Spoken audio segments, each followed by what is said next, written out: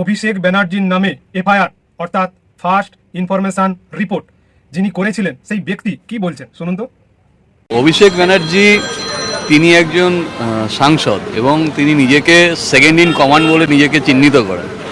তো একজন মানে সেকেন্ড ইন কমান্ড মানে পশ্চিমবঙ্গে মুখ্যমন্ত্রীর পরের নামটাই হচ্ছে তার।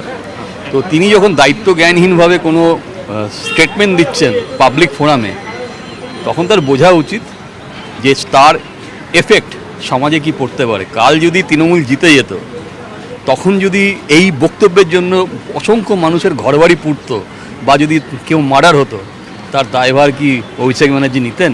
আপনি কবে এই এফআইআরটা করেছেন? দেখুন, আমি প্রথম এফআইআরটা করি হচ্ছে 5 তারিখ, সেটা বাগুইআটি পুলিশ স্টেশন। তারপর সেটা ইনভেস্টিগেশন প্রথমে বাগুইআটি থানা করে, বাগুইআটি থানা ইনভেস্টিগেশন করে ওটা পাঠায় হচ্ছে সাইবারকে। সাইবার আমাকে তারপর ডাকে, সেখানে আমার যেহেতু এটা সাইবারের আন্ডারে যাচ্ছে, তো আমাকে আবার সাইবারে আমি আবার একটা কমপ্লেন করি।